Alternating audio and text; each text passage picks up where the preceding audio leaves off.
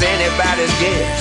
Ain't no good reason for getting all depressed. Fire up your pad and pencil, I give you a piece of my mind.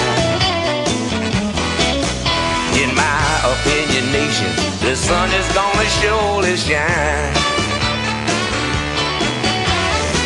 Stop all your fussing, slap on a smile. Come out and walk in the sun for a while. Don't fight the feeling, you know you wanna have a good time. And in my opinionation, the sun is gonna surely shine. Whoa! Welcome to 2 Month Review, the weekly podcast brought to you by Open Letter and 3%. This is Chad Post from Open Letter, and we are here to talk about Ducks Newburyport, the giant book by Lucy Ellman. And as part of our 2 month review, we break it down into various sections. We read them, talk about them, analyze them, make jokes. Joined as always by Brian Wood, author of Joytime Killbox. Hi, Chad. Thank you for having me on this wonderful evening. On this late night after hours version of the TMR. We are deep into it now. It's usually like 9:30 a.m. We got coffee. We're bright-eyed and bushy-tailed. Now it's like 10:30 at night, East Coast time, and we have alcohol and nonsense. And the older you get, the harder this 10:30 p.m. thing happens. But we're doing it late because we are joined by James Crossley of Madison Books, who is here to join us. Oh, of course, man. Oh, here we go. There you go. I can flash it back and forth, by the way. Just this is a warning for anyone watching on YouTube. I can move it so it can focus in on you to make it easier. One of the things it's really great that you came on here, in part because you are the first person I knew to read this book. I think I must have been, at least here in the U.S. Yeah, because you got it from Winter Institute, correct? I did. I got it straight from Dan Wells at Biblioasis, who has been really good. They've been killing it over the past few years. Mm-hmm. He actually, I'll put in a plug right now for a totally different author. He introduced me a couple years ago to Terry Griggs, Canadian writer who, like Ellman, has been plugging away for years. Yep. Published a number of books, and he's like, try this one out. Read a paragraph and knew immediately, yeah, this is for me. And so when he and the rest of the Biblioasis crew said, hey, we've got something really special, I was like, yeah, let's give it a try. That's one of the best arcs I've seen. You guys talked about it on the show, I think, with the blurb on the cover and the whole bit. Oh, yeah. Yeah, really well done, and I immediately got into it. You have received a comment in our YouTube live chat that your beard is amazing. Oh, well, that's good. It's a good start. It is. We don't get a lot of comments. I'm digging that. Hey, James, I have a quick question. I'm totally ignorant, but can you tell me a little bit about Madison Books? Madison Books is in Seattle. It's almost brand new. We're not yet 7 months old. Mm-hmm. Just started up here in a neighborhood that had a bookstore over a decade ago that closed down, and they've been clamoring to have one back, and I helped bring it to them. You guys might know Tom Nisley, who runs Finney Books across town. He was approached to open it as a branch, but he said, I'm too busy, but it's a great idea. I can back that project. So he went into, he owns the business, but he mostly gives me a free hand to run the store down here. However I see fit, which apparently includes selling, post-modernist 1,000-page novels by Lucy Ellman. Of course. And Tom Nisley, for anyone who doesn't know, used to work at Amazon and then was a Jeopardy champion. He was. He went on win 9 or 10 days in a row and got a nice pot of cash and walked away from Amazon, wrote a book, and then decided to go into the indie bookstore business, which is, I'm sure, just as hard to make money at as Jeopardy, at least. I imagine. But he's done well at both, so. Yeah, it's true. Because I don't have 2 locations or two different stores that you're fronting is a pretty big accomplishment. Yeah, it's going really well. We are certainly the smallest bookstore in town, but we're also the most efficient, I like to think. Oh, that's interesting. Yeah, that's a good way to look at it. There are so many stores in Seattle too. This is actually, I don't think there's any place in the country that quite compares in terms of quality / density, however you want to, do the math. What do you guys specialize in at Madison? Well, nothing really. We're a general interest bookshop for the neighborhood, so we've got a little bit of everything from kids to grown-ups. I like. So over at Finney, the room is kind of divided into the nonfiction side and the fiction side, which Tom has labeled with big signs that say "true" and "made up." And Yeah. so when I was coming down here, I was thinking of similar concepts, and because the store has a similar physical arrangement, but not that we actually went to do this, but in the back of my mind as we go through this, I kept thinking about near and far, focusing on kind of hyper local, Seattle and even neighborhood oriented stuff, but also bringing the world to the neighborhood. Even we do use traditional categories here, but for a while we were thinking like, no, we'll mix things based on more thematically. If it's a book written, whether it's fiction or nonfiction that's from another place, we could put those together. So that's kind of a model I have in mind as I'm running the store day to day. I don't know if you ever saw it, but I wrote that a crazy post once about trying to come up with new ways to organize books in bookstores. Oh yeah. Because I thought it'd be fun to have it be more chaotic or like less. That would cause people to have more serendipity. Knowing what sections are and where you look for the book that you're looking for sort of prevents you from just stumbling upon some random thing. Like I would never go in the economics section. I'd probably go to economics section, but not regularly. But if there was a book like of economics that was next to something from Iceland that was next to whatever, it might be like, oh, that sounds actually really interesting. I never would have thought of looking there. I think every bookseller probably thinks about that. But then after about 5 minutes of dealing with customers who can't find things even in clearly labeled sections. You just got to have a different whole attitude. Just be like, no, you can't find it. Yep. Okay. You find it, find something else. Exactly. So have folks been coming in asking for ducks, or is that something that's been, you have to been hand selling it to customers? More hand selling. There've been one or two people who heard about it, came in looking for it. Mostly it's people who didn't know they were looking for it. And it's pretty interesting because it's one of those books you kind of sell by not selling it, where you start off with a lot of disclaimers, almost challenge them. The people who want that say, look, I know it's really big, but, or I know it seems odd, but one of the best examples of that was a woman who came in, and she came in a couple of times without buying something and couldn't figure out what she was looking for. And she finally said, look, I need something that will not make me anxious. I've had some really difficult things going on in my life, and I just need something that will not make me tense or nervous or anything like that. And so we started to have a conversation about that. And then I said, well, and she asked about this book, and I said, well, this is the opposite of that.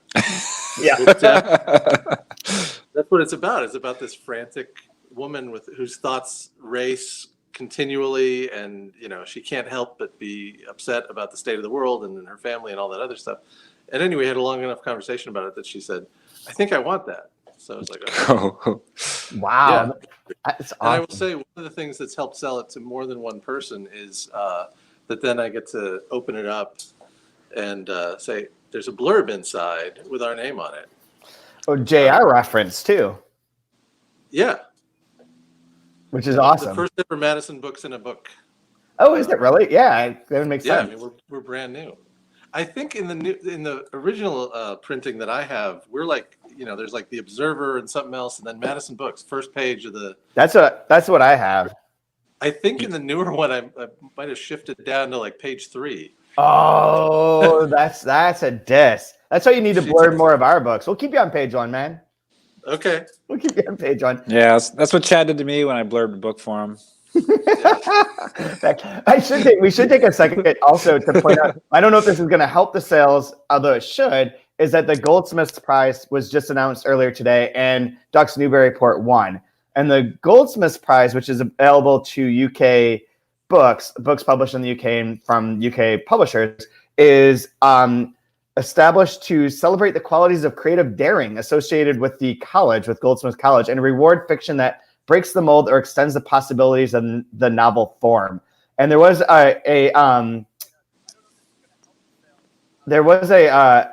quote, or there's a video of her accepting or saying something about the award, saying like, this is a great award for people who are sick of conventional fiction, like commercial fiction. So Good for her. I was thinking of the Goldsmiths. I didn't remember when it was to be announced, but a couple of weeks ago you had Lori Feathers on from Interrobang, and you were talking about awards with her and what awards she likes and what awards sell books. Oh, and this is an aside, but I think she's crazy. She mentioned the National Book Award being the main driver. I don't think I've ever heard anyone ask about that. Lori, who may or may not be listening to this, is funny that you say that because I got another. Yeah, hi Lori. I got another email from someone who wants to come on the show to say that is absolutely not true. That the National Book Award does not sell books. No, it's in terms of what sells books. It was the Booker and the Pulitzer. Booker and the Pulitzer and Nobel. Those are the only things I've ever heard. But the two that I pay most attention to for my personal reading that are the BTBA. Right on. Really? Yeah. So have you read the past winners of the Goldsmiths? I've read a few. What was the one? Solar Bones. Me too. I've read that.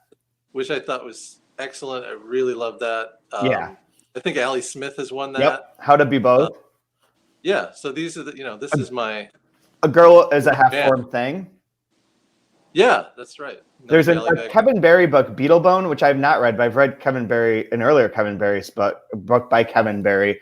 The one from last year I don't recognize, The Long Take by Robin Robertson. That was, I didn't read that. That's a kind of poetic noir. Oh, interesting. Yeah, I mean, literally poetic. It is a book-length poem. Oh, I'm out. Good for that. Good for poetry. The one before that is Nicola Barker on a book called Happy with the A in parentheses. And she's someone that I've always wanted to read and never have. But like the fact is like Amor McBride, Allie Smith, both of them I quite like, Nicola Barker, and then Lucy Ellman. This seems like a pretty good run. This does seem like a really legit, good, very solidly decided on prize. That's what I'm saying. Yeah, you're right. I'm sure Americans are going to flock to it now. We pointed it out. Is the audience for this actually bigger than the number of people we have on the podcast? That's always what I. Yes. Oh, yes. The viewing on YouTube is usually modest until after it's run, but then the actual downloads are pretty solid. Okay. So yeah. So if you plug the Goldsmiths Award, people will go check it out. For sure. But anyways. I like what the Goldsmith, though, they make it very kind of clear what they're looking for in a book and, how they're going to select the winner, I guess, based upon that. Whereas the others is just kind of, we just want a book that's good. Like how do you, you know what I mean? Like, how do you choose what's going to win? Yeah. Because I've been asking a lot of people because I'm just baffled with awards that are being given out recently and to who they're giving out. It's just been bizarre. But when I was looking up this one, getting ready for tonight, I was just, wow, this is like very clear. Like they want something that's pushing the form, expanding possibilities. That makes like a lot of sense. You can wrap your head around that. Yeah. And it's kind of ironic that they want to choose the difficult, non-conventional, books to do that. And it's so simple and laid out, easily to understand. Yeah, I love it. Those are the ones that need the attention. Exactly. Yeah. Why don't we have an award like that here? I guess we don't have a college like that here. Oh, burn. Yeah. Yep. There is something, God, what was I going to say about that? I'm nominated for the Sad Marriage Dirty Realism Prize. Oh, I know what I was going to say. I posted a post today in which I've got this thing going on where I got a bunch of publishers to send me books with no markers. So I don't know who the author is, the title, the translator, the language, the publisher, nothing. There's just like, it's just called book 7 or book whatever, like numbered and with the number of pages that it is. So I know about how long it's going to take me to read it. And they're all on my Kindle. So there's no like way to discern like the quality of layout or anything. It's all just like nonsense. But reading that's the way that people should be judging prizes. Reading the first book that I did like that was one of the most complex reading experiences I've ever had. Because there's like no guideposts. There's no jacket copy. There's no anything. And I can't imagine like a prize like this would probably be easier to judge in some sense because you could judge it based on the quality of the book and the experimental nature of it or the innovative nature and what it's doing to the form. But for something like the National Book Awards, or like the Booker, if you eliminated, say with the Booker, if you took Margaret Atwood's name and the whole premise around that book out of the equation, so they didn't know that that's what it was, I mean, they'd probably figure it out in that case. But I can envision a world in which you don't, and that book is not rated very highly because it's being influenced too much by all these other external prejudices. Possible. So you're basically, have you been watching The Masked Singer? It kind of sounds like that. And It's like The Masked Singer. Yeah. I hear that's really popular right now. I've never seen that show. I have no idea what that is, except that it has commercials sometimes. And the guy from Community's on it. Yeah. No, I haven't seen The Masked Singer either, but you just have to guess, ooh, is this good or not? Yeah. I can't tell. No, it's super trippy. Like it really is complicated. I mean, you must encounter this with your classes all the time, where you're reading things that don't have any form of bearing. But like, to make a judgment about a book without knowing what other people already think of it is really scary. I imagine. We live in a world where that sort of opinion making is frowned upon. But anyways, why don't you tell us about your first reaction to Ducks Newburyport, James? Well, I'd actually read Ellman before. I think I'm one of the few people who had. I had an ex who had read her and said she's good. And I'd read, I think, all of her novels before that. And it had been a while. Actually, initially when I got the advanced copy, I didn't associate those with her. I didn't even think about the name. It was like, oh, this is this big new thing. I'll check it out. And then I remembered, oh yeah, it's the one who wrote those other books. And it's similar in that her books all feature a kind of, slightly troubled, really intelligent, almost desperate, woman character dropping info about her life. But this immediately, the scale of it, the approach, just well beyond those. And one of the things you guys have talked about is how readable it is, like just how entertaining it is on a sentence level, moment by moment. Yeah. I mean, if this book was 3,000 pages long, or she kept writing it, in weekly installments, you're like, yeah, I'd subscribe to that. I would read that blog. Yeah, it's just, so it's really entertaining. Dude, what if she started a Twitter feed that was just the fact that, and it was just one of those every like 2 minutes for like the next year. Yeah, set up a bot, right? That just like pumps them out. Yeah, I assume so. People know how to do magic. No, that'd be great. And just as you reach the point in the book where you think like, well, where's this going to go? You get that break with the lioness. Yeah. Which makes you go, what? And then, and she's really good at that part too. Like sometimes I felt like she's just throwing those in there to prove that she could write, this lyrical adventure story.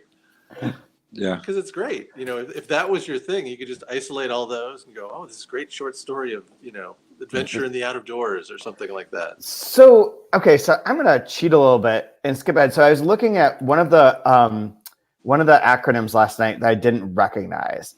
Like it was I can't remember which one it was. Doesn't matter anyways. But I didn't notice before this map that's on the page right before the acronyms on what I don't know, page 989. And so I looked at it for the first time, and it's a map of the lioness's circular journey from Appalachia to Alligator Mound. And it's like one of those family circus cartoons where the kid is like running, or they're running and they like go all around in circles. And then there's like X's where they jump over things or whatever. And it's wild. Like it goes all around in this spiraling sort of circle upon circle upon circle, looping around and eventually getting towards like the middle section of this map. And it occurred to me, like just looking at that, I was like, man, is this like the Tristram Shandy representation of her consciousness throughout this book, where it is going in these little loops that are kind of being bigger loops that kind of reflect each other and create this like meta pattern in the way that Tristram Shandy illustrates it as like, here's how my book is going. Like I go forwards and I go back and I go through time and it's all like jagged. And when I saw that, I was like, oh wow, this really does seem to resonate as an image, as a metaphor for the way that this book is kind of circular and is laid out. I saw it accidentally, and I was like, oh, I don't know if I'm supposed to see this or not. This is amazing. And so I'll just wait till the end and look at it. But yeah, I saw the the X's and the journey. I was like, oh man, she's super smart. This is all. Damn it! I was hoping this was just like a brief respite. Oh no, it's all in there for a reason, and it's plotted and mapped. And damn, all right, just know that everything's there for a reason.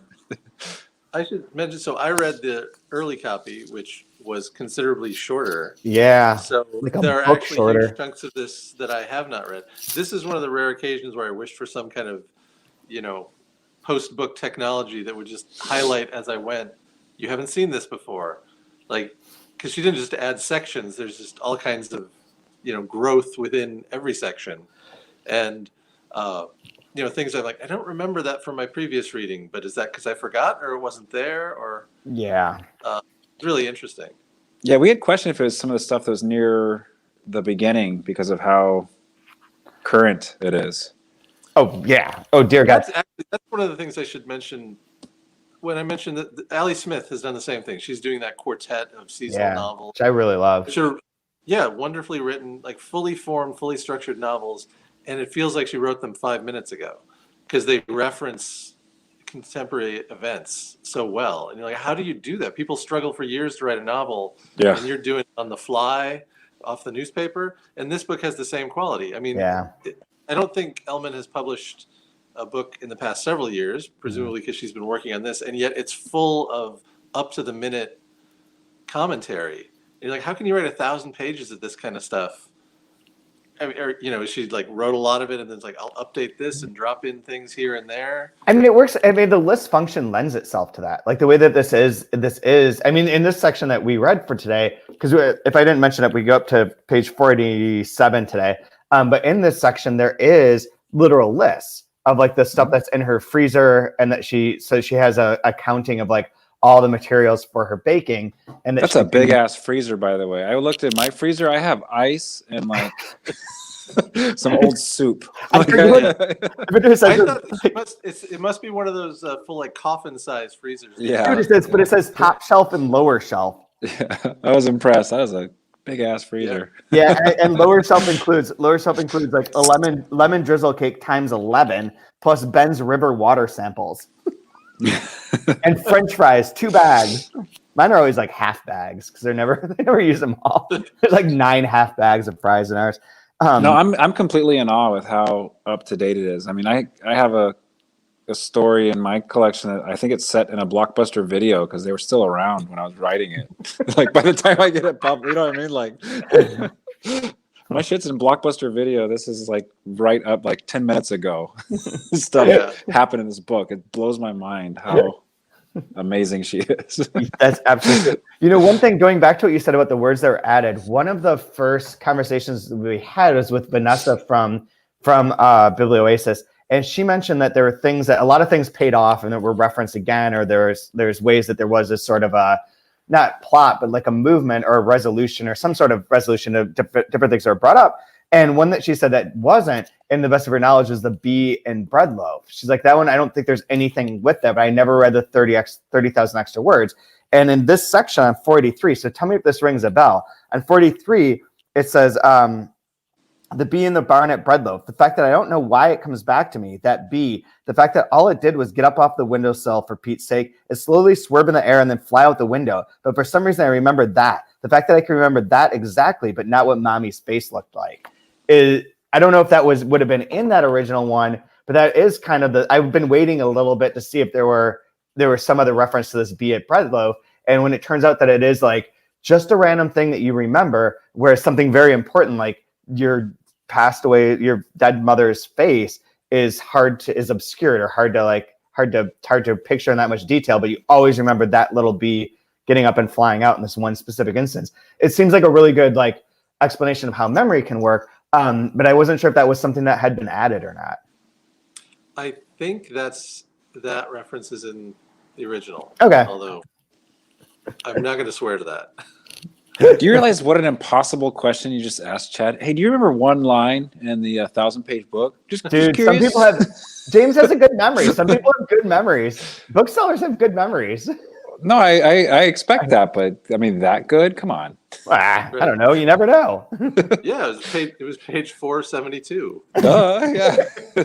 Well, my Sixth version. line. Yeah. Hey, I do remember something.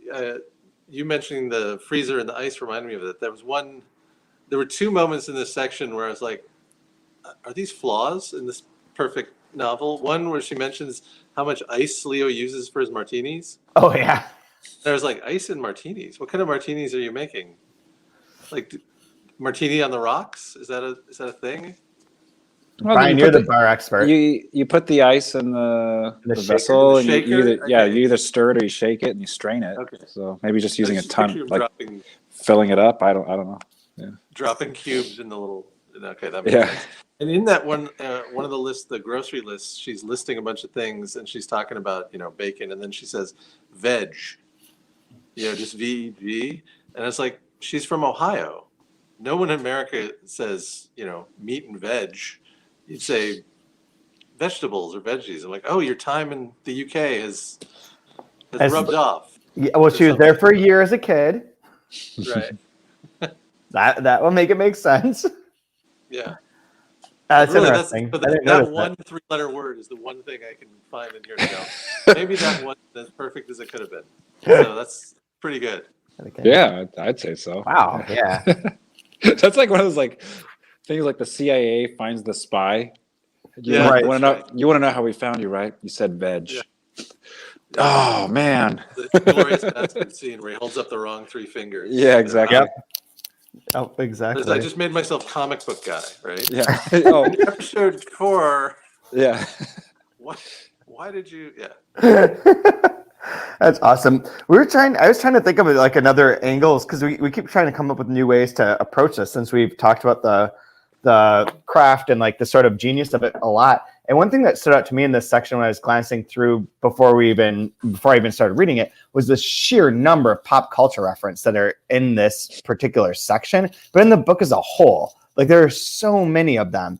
And it makes sense because like a person like any normal human being in Ohio that's working on pies, that's intellectual, is intellectually stimulated by things and has like a curiosity about the world, would have a lot of pop culture references to make. But it's curious to me of like which ones they are, or if they like why these ones were chosen, either as a reflection of the character or whatnot. Because like the Little House on the Prairie thing, for instance, comes up so often at the beginning, and I don't have like I've never watched Little House on the Prairie. I've never read Little House on the Prairie. I have no real clear vision of what Little House on the Prairie might represent.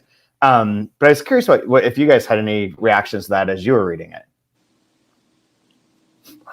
The Blossom one stood out to me because I remember I'm of the age where my sister just is turning 40 this month, and so she was probably early teens when Blossom was on TV, I want to say. Yep. And my parents. No, it should have been a little younger than that, I think. Okay, because it was like early 90s, mid 90s or something for Blossom. Got it open, I will tell you. When was that running? It ran for a lot longer than I thought it ran. It was years 1990 through 95. All right, so it would have been 90 then. Yeah, 91 through 95. And I remember her crying because my mom didn't want her to watch Blossom. She says like you can't watch Blossom, like you just cannot. She would have been like 11. And all she wanted to do was watch Blossom because it was edgy, or like it spoke to the way kids really are. Because I think she has like sex or something. Really? Yeah, I remember there was an epic. Like I just remember just thinking how dumb it was because I just remember not liking her hat and the way they danced at the beginning of it seemed stupid to me as a little kid. But I remember for whatever reason, this is like I have this memory of my mom and my sister getting in a fight because she wanted to watch Blossom so bad because all her friends watched Blossom. They were going to talk about Blossom at school, and she was going to be left out. And then this one, the mom's like, wow, this Blossom's got a lot of innuendo. I don't know if I like the way. That part I don't remember. I remember the show vaguely. I remember watching it because I would have been like 16 when it started. So like that, yeah. And I remember watching it. And the things I remember are Joey Lawrence. Whoa. Yeah. Whoa. And And I don't even want to pretend to try and do it. I think I did do it the other day when I first read it out loud in my house, but I was alone, so nobody knows. Whoa! And then Six, her friend Six, that talked really fast and like rambled all the time. And I was looking this up just to see like what was on Wikipedia about this. And the funny thing is that Six is actually 2 years younger than I am, which I was like, it doesn't seem to track. Like I always thought people in those shows were like much older than like they were the age they were portraying. Yeah, you gotta be about 28 if you're gonna be a high schooler. Yeah, so that's kind of surprising. But this part I don't remember, but I love it. So related to Joey Lawrence's character is Joey Russo. It says, despite this is his character's bio. Despite his dopiness, Joey gets accepted at Arizona State University. What do you mean, despite? I had to pause. but decides to play professional baseball after graduating from high school. What the fuck storyline is that? Arizona State. The only way you don't get into Arizona State is if you drown in Lake Havasu. Like on a party weekend or something. Yeah, he was gonna go to Arizona State, but he drowned himself in Coors Light and fell off a floaty. I mean, even Bill's Mafia fans can That's get into funny Arizona. because I grew up in Phoenix, by the way. Oh, okay. Oh my god! So someone mentioned in the comments that it's funny that we're talking about the pop references, since apparently Elman herself claims to know almost no recent pop references in interviews and didn't know who Dylan or Beyonce was. But there's Who's Dylan? I can't. Dylan from 90210, is that? I hope so. I hope it's not Bob Dylan. That would be funnier though. That'd be great if she's like, Bob Dylan does not track. Doesn't it seem more likely that if somebody asked Lucy Ellman a question like that, she would just say, "No, I don't know who they are." Yeah, just for the sake of saying that. The fact that I don't know who Beyonce is. Yeah. That's actually a good question. Who's Dylan? And it's because like my answer would be like, oh, that's Carl Weathers in Predator. Right? Like depending on what you grew up with or what was important to you, you'll answer it that way. Oh, he's the guy who gets his arm shot off by a predator. Yeah, I know Dylan. The way that this whole thing kicked off for me is that on the third page that we read on 432, there's a bit about sound and music and that Christopher Plummer's in it, which I had not remembered. But I was listening to the How Did This Get Made episode about this terrible sounding movie Star Crash, which looks really atrocious. And Christopher Plummer's in that as well. So he's in like this, and he's in it. Apparently they interviewed him. He's in it he went and filmed it in Rome for like 2 days, or he was on set for like 2 days for his whole part. And they're like, well, why did you do this movie? And he's like, oh, I got to go to Rome and I got to eat the good food and look at a pretty woman. Like, okay. Alrighty. Yeah. But yeah, the Hollywood movies are the ones that I don't know, like really at all. And most of the musicals, I hate musicals. Well, there are a lot of older movies as well. Yeah. In this one, but yeah. Yeah. The musicals were relatable for me. Actually, when I was living in Arizona, I had a roommate who was gay, and we used to joke all the time about how if somebody said, "Oh yeah, those two guys live there, one of them's gay," it was obviously going to be me, because I was like the tidy one, and I was the one listening to Sondheim, and he was the one who was voting Republican. So it was like, Yeah. You know. Yep. Oh man. That was the other. They mentioned Oklahoma, the musical Oklahoma in here, and I remember my sister was trying out for a musical in the 5th grade, and her and my mom were practicing over and over and over again her audition song, and it was from Oklahoma. And I have that memory of just this terrible fake Oklahoma accent, and the song is like, "I'm just a girl who can't say no." I think was the name of the song, and I don't know why my mom was helping her sing that song.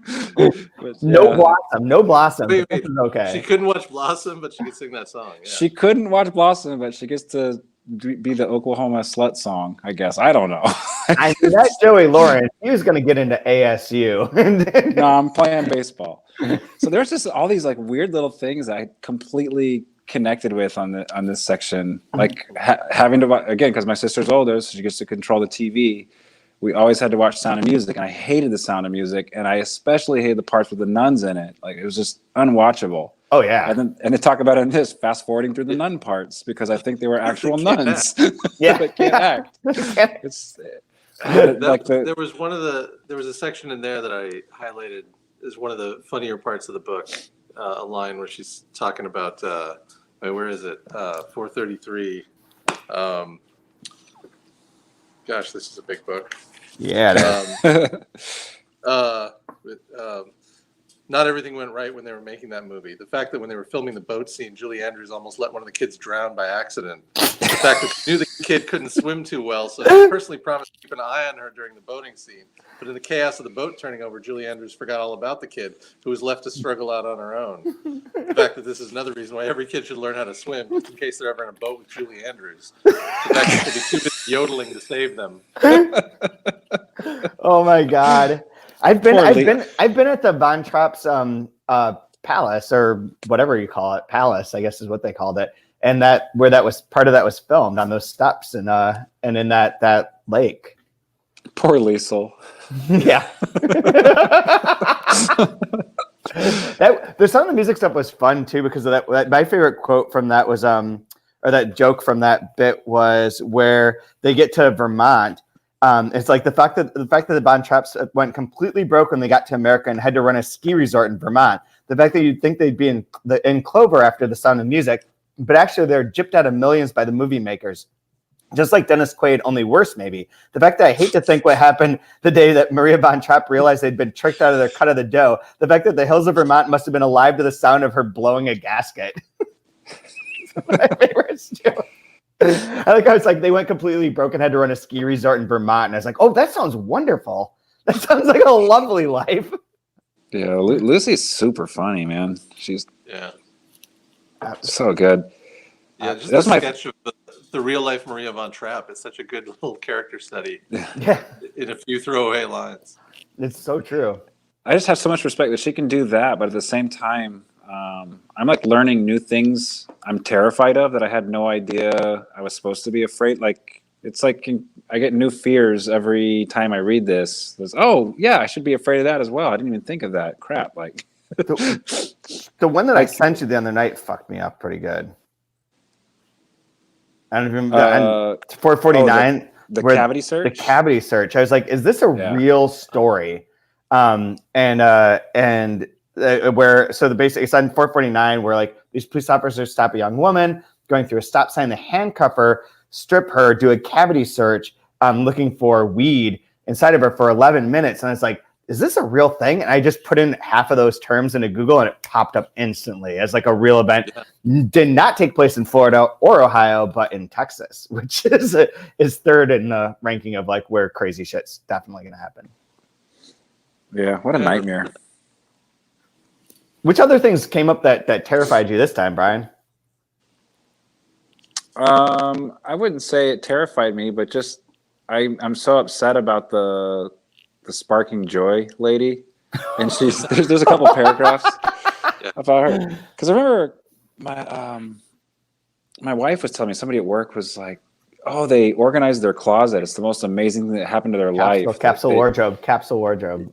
I don't know. They did and I was like, what are you talking about? And it was this book, and I have my head in the sand with a lot of stuff. And then so we watched an episode of it on Netflix, and I was like, wait, she's just making people throw out old stuff and organizing your closet. Like, that's like you make money off of that? That's just something like my mom told me to do my whole life. Like, if you don't wear your shit, get rid of it. We don't have room for this. Like, that was the way I grew up. So that just infuriates me that exists, and that you can make millions of dollars off of that.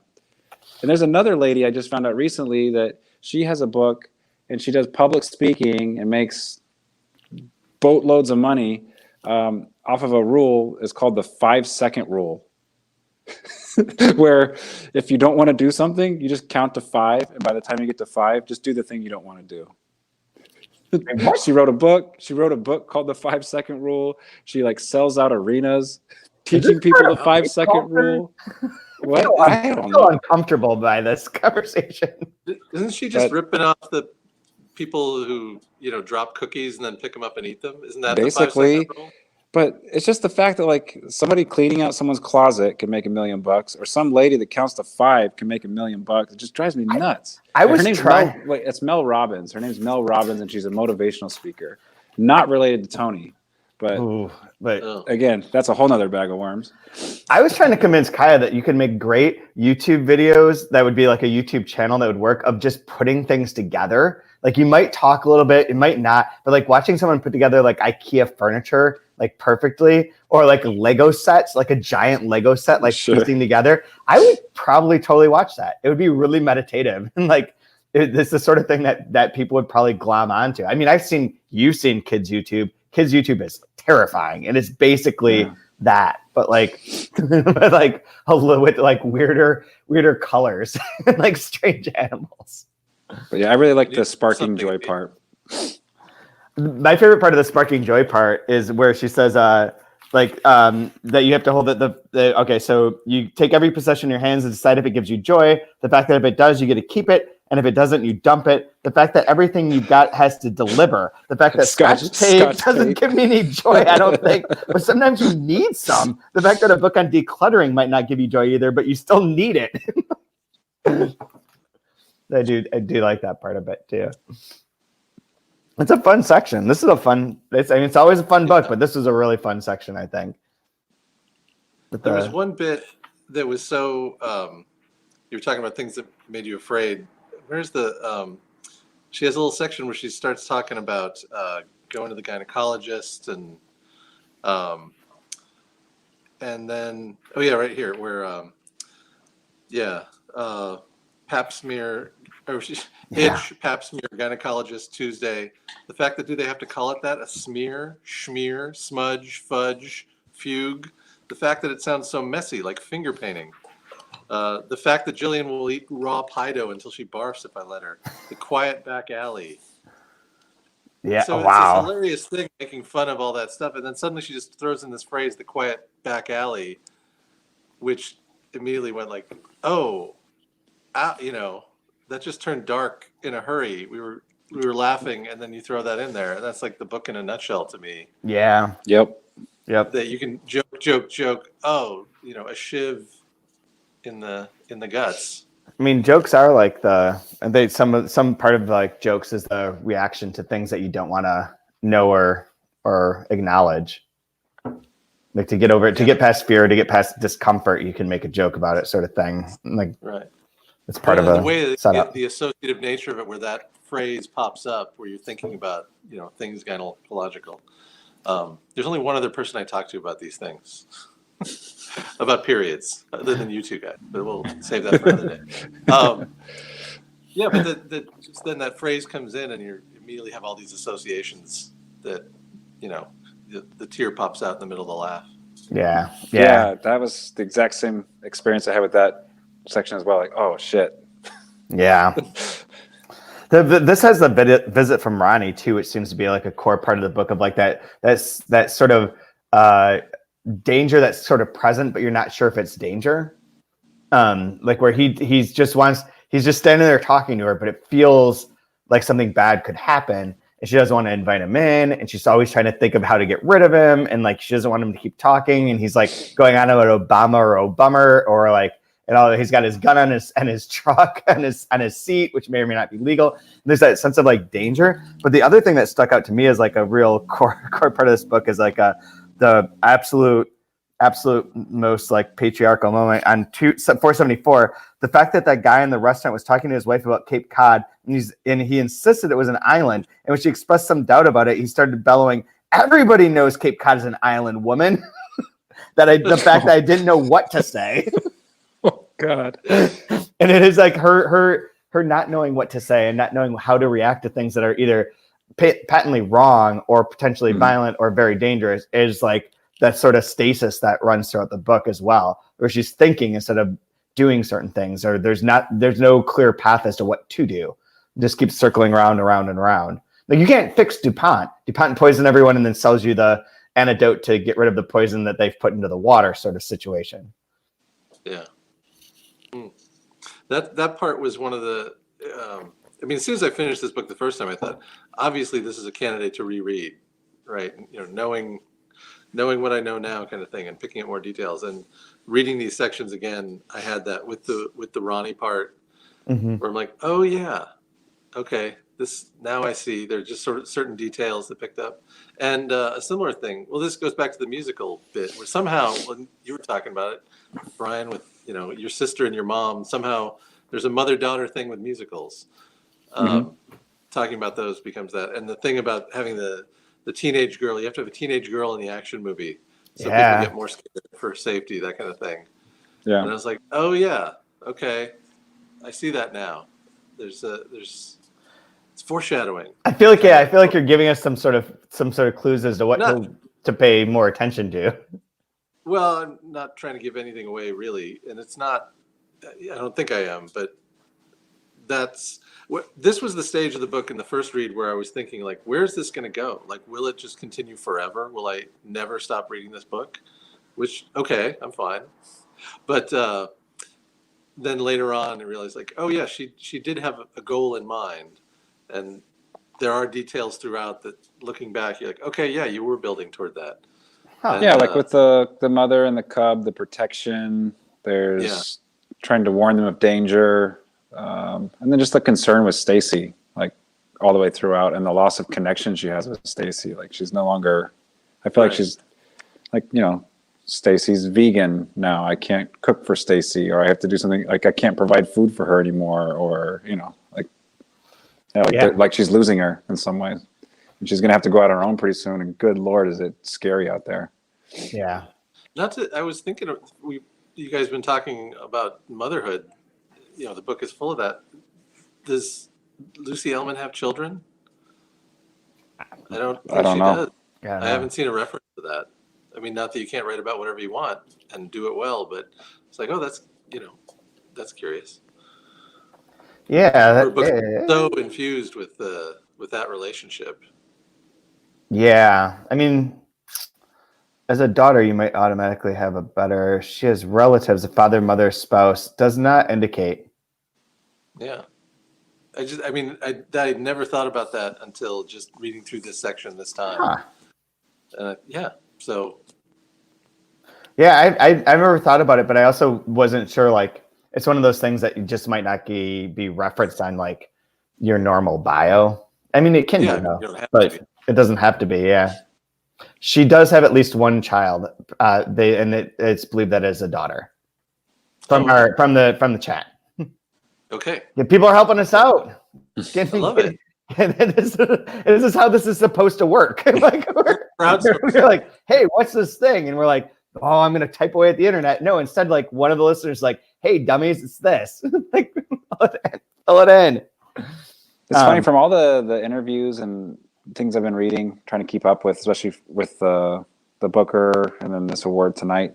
The stuff I've taken away is just shut up and be scared. It's kind of like what has been telling a lot of the critics or the questions, or answering all the questions. It's just like, just shut up, read the book, and I'm going to scare the shit out of you.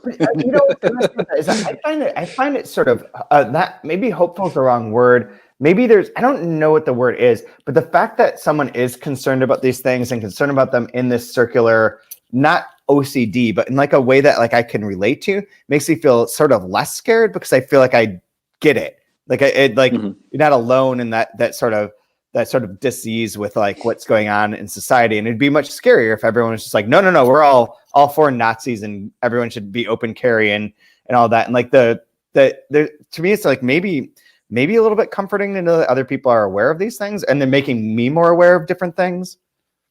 I don't know, being contrary to your fear. But I'm getting a feeling of like helplessness and impotence, and that there's like these things are massing and growing, and there's like nothing, like, I don't know. I feel like there's nothing that can be done. Like the way it's written in the book, there's nothing you can do about it.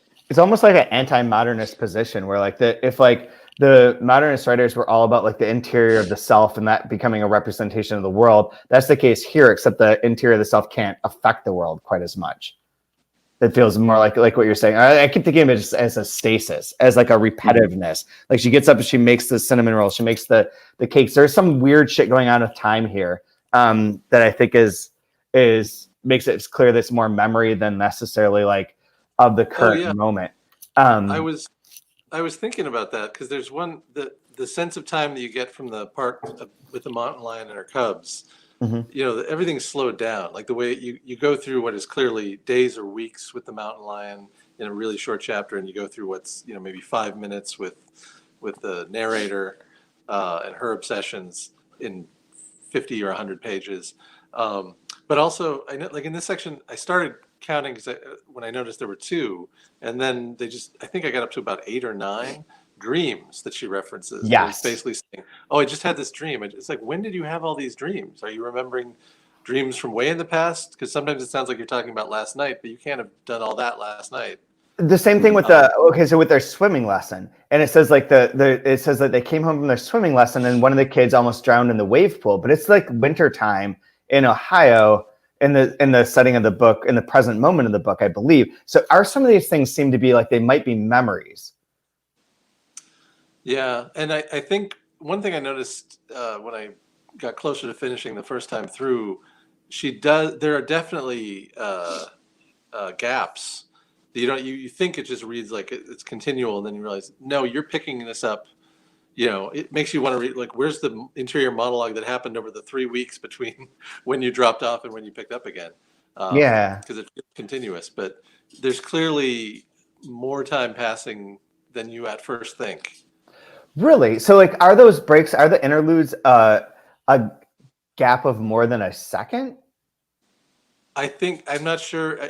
This would be get a grad student or something, somebody to figure that out. Get a grad student just calling up. Yeah. 1-800 University of Rochester. Please hand me a grad student to do my research for me. I would like them to figure out the time in Newburyport.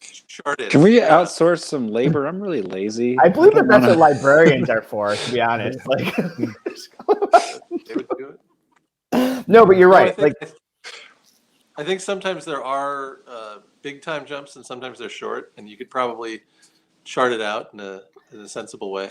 You know what it also reminds me of that I meant to? So I said the Tristram Shandy part, and I forgot the other component to that is the book Spiral Meander Spiral Explode by Jane Allison. It's like sort of a craft analysis book on structure in fiction and different ways that we always had like the triangle of like the rising action, falling denouement. And like she writes in this book, goes through a number of different other types of natural existing patterns that exist within fiction. So it could be like waves or fractals or things that are there. And this book reminds me, it would seem to, those two things could go together very well for a grad paper. Like the shape of this book, time, and Jane Allison's. There you go, someone. Go write a thesis. It's Catapult Books, right? It is. That one? Yep, exactly. It's really good. I can't wait. I can't wait till we get to do the back cover copy when this book is done. When we do our formula to write the back cover copy. We can do the formula. I will tell you right now. So my favorite line from this section is my copy. My favorite line from this section is the fact that moms are at the center of everything, of course. There you go. All right. Done.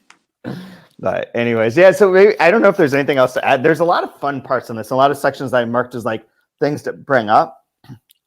Although I think we more or less covered them in different ways.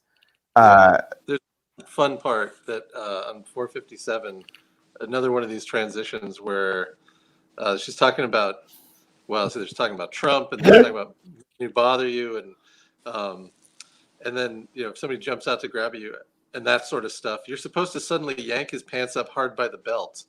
The fact that it took me a long while to figure out how to use soft fruits in a tart tatin. I love that transition. So good. That reminds me of Say that reminds. Yep.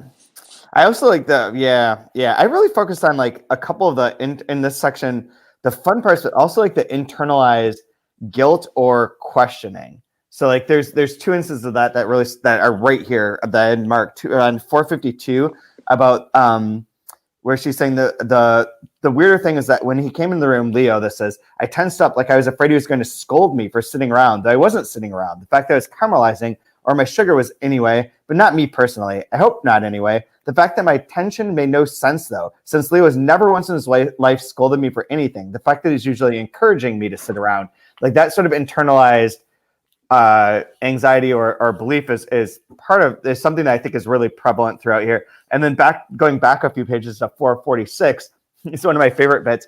The fact that the kids have never forgiven me for those savory tomato popsicles, but I was just trying it out. What a fuss. The fact that they still make vomiting sounds if the subject of tomato popsicles comes up. And then they bring up the Brave Man Cookie episode just to tease me. The fact that somehow men get away with the atom bomb, but I can't get away with one little culinary boo-boo or two. Liberty Mutual. I love it. There's like that. Yeah, that like it's like a weird. And I can see it as both like from the perspective of a mother, but also the perspective as just a female that is being given certain values of like that if you're not doing something, you should be nervous. Someone's going to judge you. All that kind of stuff is in here. And it sort of adds what you're saying, Brian, about the sense of helplessness or hopelessness where you can't really do anything because the world is stacked against you in many ways. Yeah. I agree. Favorite line, Brian? Tomato popsicles. Tomato popsicles. What's your biggest culinary boo-boo? Oh dear, tomatoes. There was that one she talked about, like the great disaster where she had to get dry cleaning done, and when she added up like the butter and the sugar and the flour and the dry cleaning was like $78 and just waste. I'm gonna have a hard time opening it because my phone ran out of batteries. I had to plug it in, and then my cord is like 12 inches long apparently, so I'm holding it by the outlet. That's why I have to hold it with one hand. So I already talked about it. It was just the 459. The fact that there's some woman who helps people declutter, the fact that you have to hold every possession in your hands and decide if it gives you joy. And you've already talked about it with the tape and the Scotch tape, all that kind of stuff. I don't think, but sometimes you need some. The fact that a book on decluttering might not give you joy either, but you might still need it. I really like that part. I love how she then finds a way to bring that around and talks about how Hillary Clinton was easy to let go because she didn't bring joy. Yeah. The sort of, I love that too. Yeah. The sort of snarkiness and like honesty about political things like that is refreshing. Yep. Yeah. Do you have a favorite line, James, that you want to share? Or another favorite line? I don't know if I have. I think The fact that snipers, suicide bombers, and American police officers are the real declutterers. Oh dear. That's at the bottom of that page. I forgot about that. I forgot about that too. Lord. That's so dark. Good Lord. All right. Sorry, James. I didn't mean to cut you off. Good. That was better. Oh, yeah, I think I gave most of my favorite lines already, but one thing I was thinking about throughout, like, so she writes this 700-page manuscript, and then before publication, it's boosted up to 1,000. I kept wondering, like, did anyone at any point say, how about we take the phrase, the fact that, and we'll just say, I don't know, that. TFT. It's like, just make a new acronym. Right. You could have saved hundreds of pages just off of that. Do you know how many trees that cost? The fact that cost a lot of trees. That is true. It was fun. I forgot I was going to mention this. This is one of the things that occurred to me as I was reading last night was that the way that all the stuff about Witness, because that was one of the other this is where I got on the pop culture reference thing too, was I remember watching Witness as a kid and being like, I didn't know shit about Amish, but these seem like very strange people that are, I guess, lovely, but like also very weird.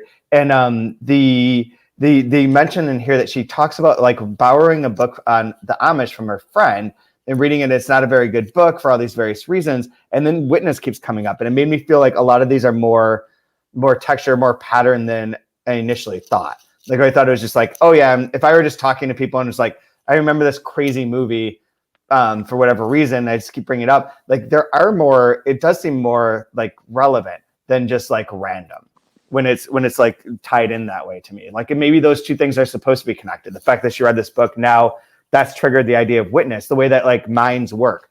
Because and if this is like a book that's sort of representing how the mind works, that is a very common thing of like those associative centers within memory and within consciousness. So I don't know. I think that there's a way that you could do a whole graduate thesis on this and take all those different approaches and sort of figure them out.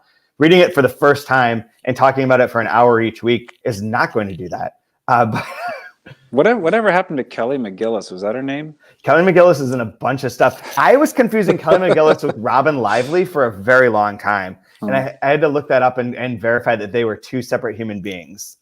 Oh, okay.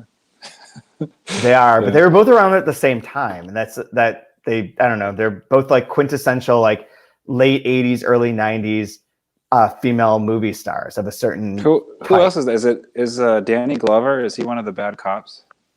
In Witness? Yeah. I think you're right. I haven't seen the movie in forever, but I remember. Exactly. I mean, neither. Harrison Ford. Kelly McGillis.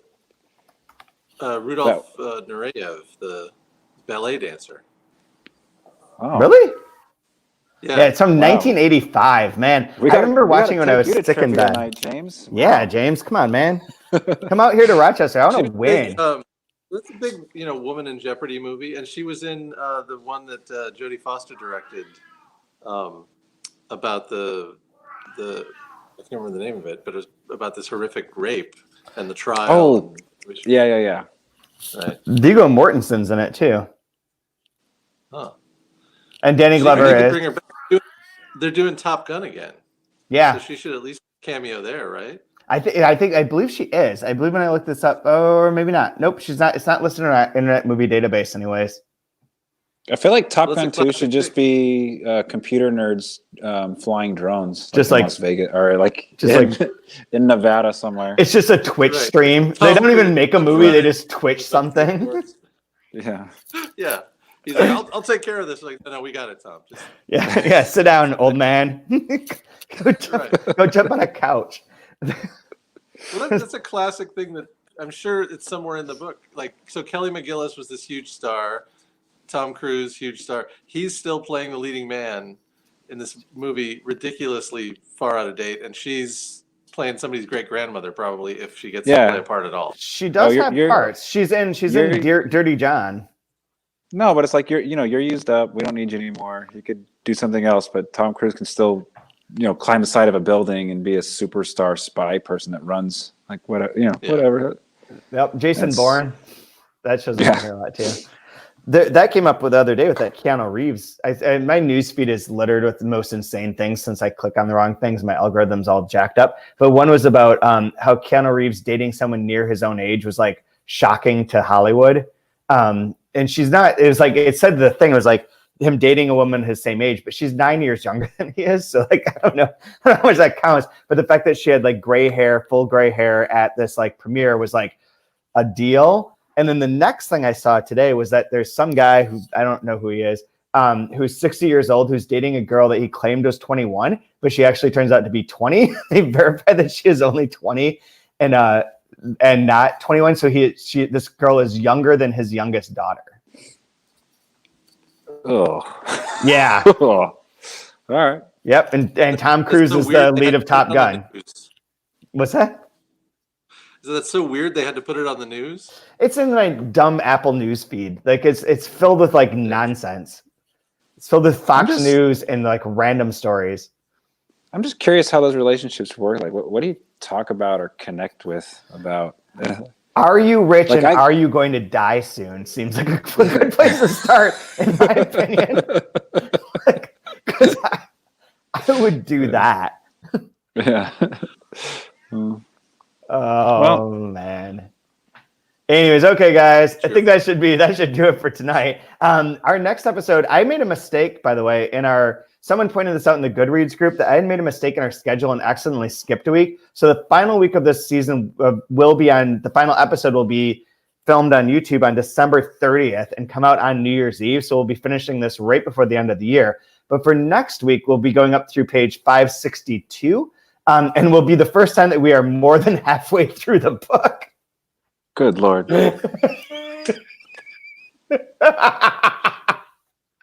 Yep. So I guess until then, James, what should people do? Should they go buy books from Madison? Do you guys have a website? Do you have a Twitter account? What's your deal? Madison BK, Madison Books without the O's in the books. Somebody else already snagged the books, the O's. Yeah, and Madison BKS to Graham on the Instagram too. Perfect. Anywhere they should. I can autograph the blurb if you buy a copy from here. Yeah. There you go. Special. It's a good Christmas gift. It's like something you'd be like, give it to people and be like, this is your next year. Yeah. I mean, we read these pretty fast, and the amount of time it's taking to read this is substantial. So, Brian, where should people buy your book? Let's go see you at MCC tomorrow. Go to I'll be giving a long ass reading apparently, which I'm terrified about. I thought it was going to be like 10 minutes. Oh, a half hour. Oh, cool. Okay. So I'll be there, but no, buy some books at Madison Books or BKS if you want to be really cool. Yeah. Go there or help in Terabang and help Madison. Yeah. And help anybody but Amazon. Help them out. Anybody but Amazon, or did you say anybody with Amazon? No, anybody but Amazon. Oh. Go buy lots of books. It's a great gift. That's what ABA stands for. Yeah. Anybody but Amazon. Yeah. Fair. Not the American Booksellers. Nope. Well, anyways, thank you guys. You can always find open_letter on Twitter and Open Letter Books on Instagram, and you know where we're at. I think until next week, I don't have anything to add, except someone just made a joke that my favorite candles use John Wicks. Boo. Whoa. Don't know about the future, that's anybody's guess. Ain't no good reason for getting all